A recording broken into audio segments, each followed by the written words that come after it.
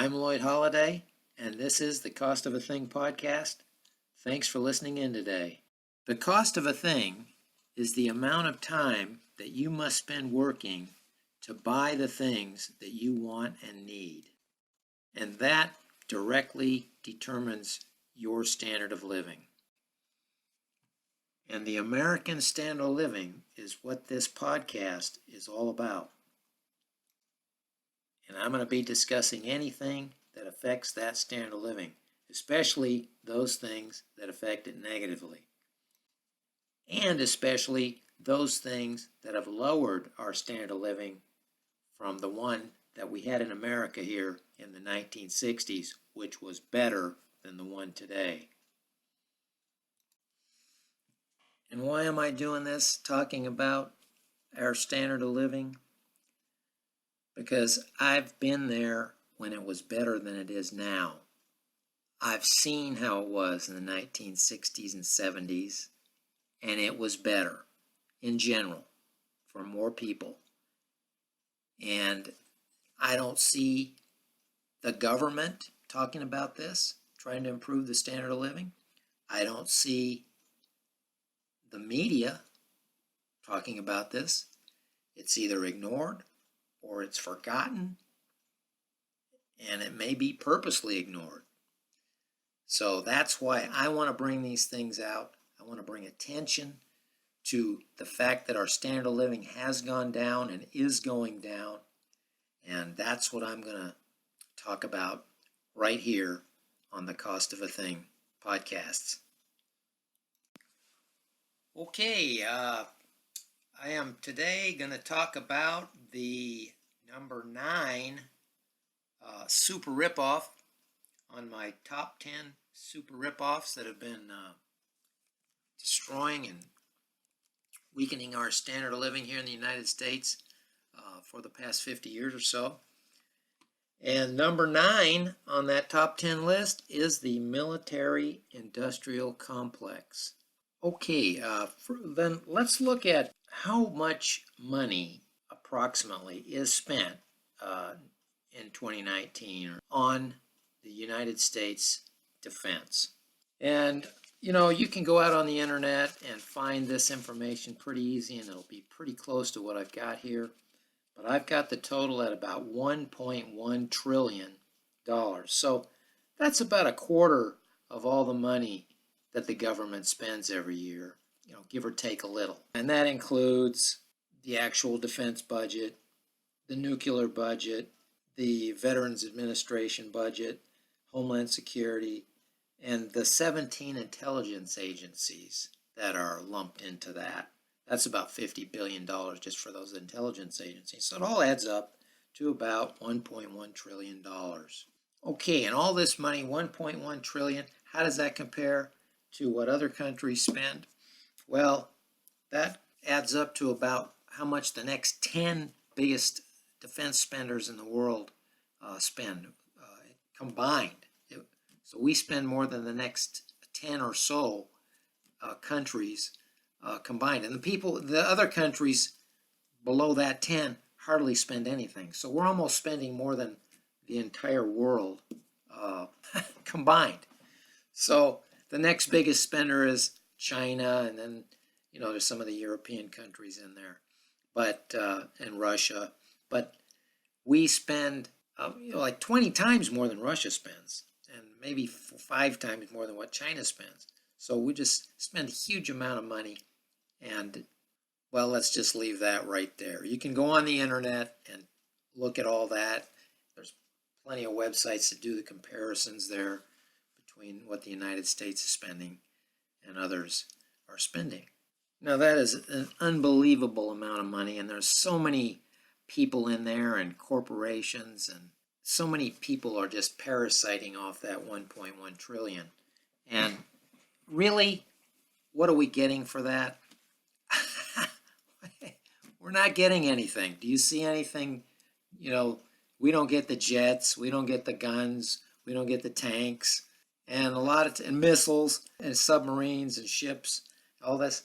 We don't get those. They sit out there somewhere, we're not getting anything for that. It's like a overhead cost for us, kind of. So a quarter of the money we spent is going to overhead, and among other overhead that they have. This is just one aspect of waste, I think. So that answers the question. One of the reasons this lowers our standard of living is because we're paying all this money, a lot of it borrowed,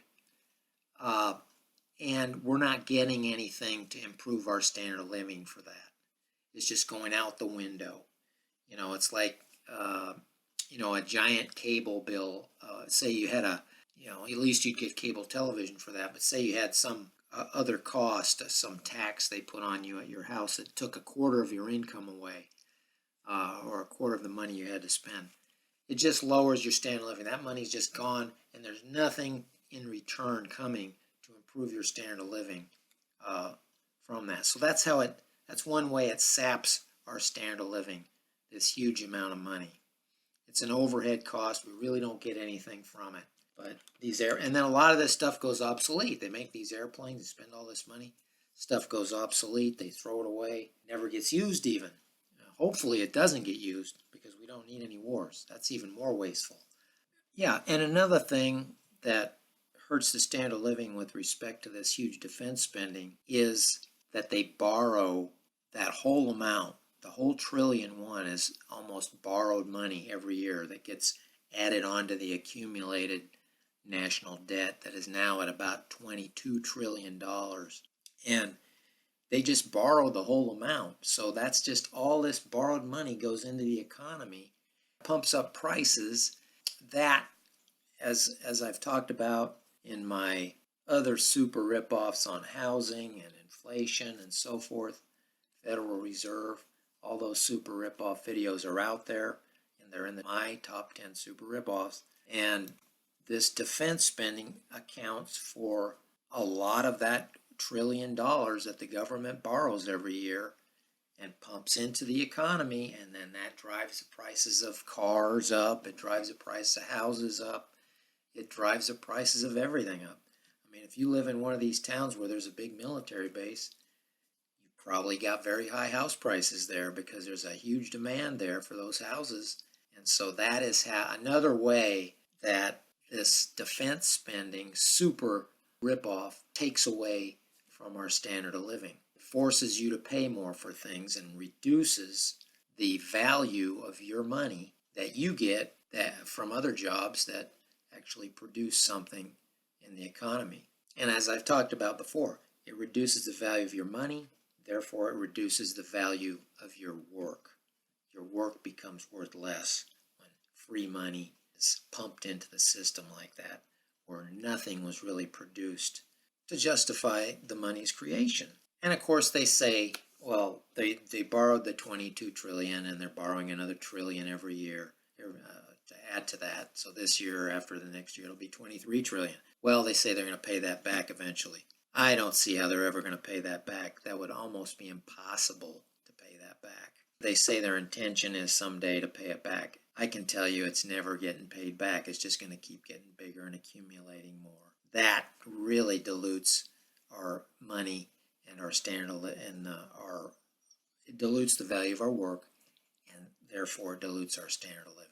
And let me get this out there right now. I don't think that we should not spend anything on defense. I think we should. But I think there's a lot of waste here, a lot of parasites that are sucking off this big budget that don't need to be there. There's too many security agencies. They're too powerful. They're too entrenched. There's too many defense contractors entrenched. Too many congressmen who want to pad up their district. Stuff like that. I think we could get by with at least only spending a fifth of what we're spending now, maybe 200 billion, maybe even down to 100 billion. And nobody's attacking the United States. If our country was to fall, it would be from within. The states would want to break apart or something like that. It's not going to be some foreign invader. We've got all these nuclear weapons. No one's attacking the United States. Okay, and let's talk about some of the people who rake in this money, some of the different groups that are raking in this money. And first of all, you have these huge defense contractors. They're making lots of money off of this, and the money just keeps rolling in. They make ships, tanks, airplanes, missiles, all kinds of technical gizmos that the Defense Department orders to outfit, guns, bullets, everything you can think of. They really make a lot of money off that.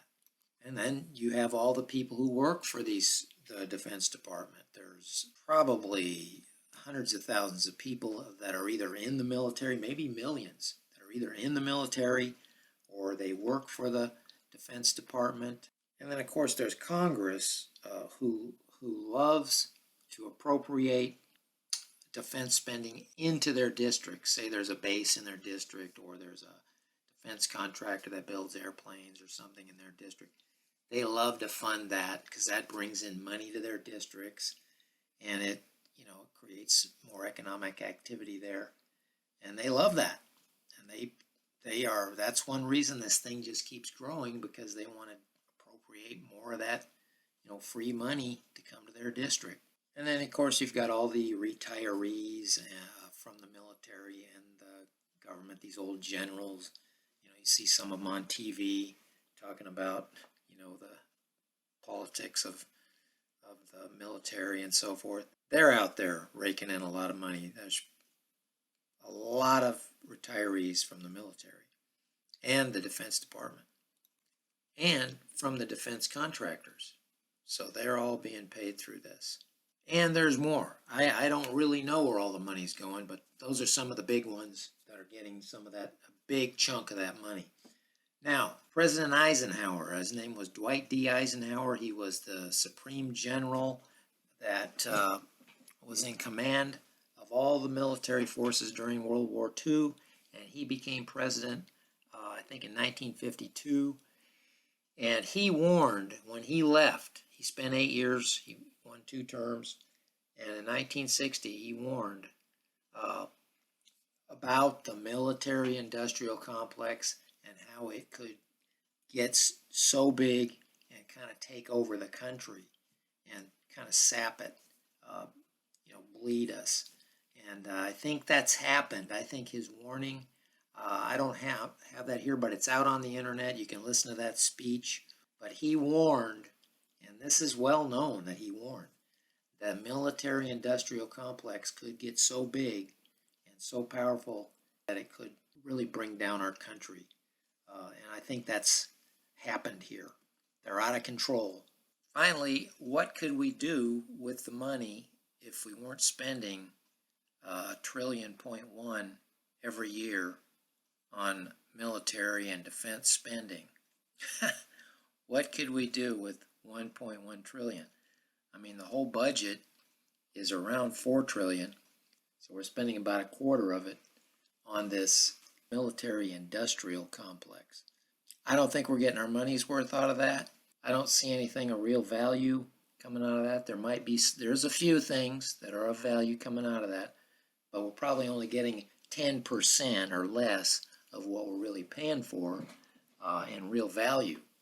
So with the money, you could rebuild our entire infrastructure. You could have much better schools. You could take care of a lot of the society's problems, or at least try to.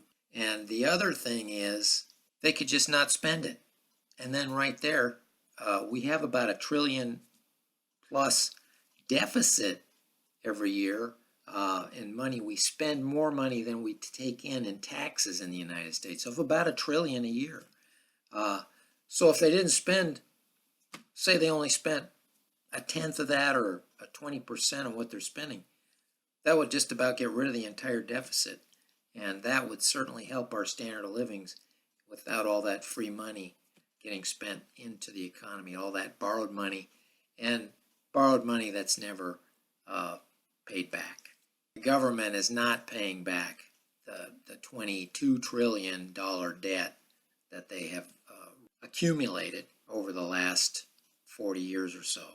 Okay, so I'm going to wrap up this one. I certainly didn't hit on everything about the military-industrial complex. Super ripoff, but it is a super ripoff. We're not getting our money's worth. It's lowering our standard of living. Thank you for listening in today. And until next time, this is Lloyd Holliday signing off.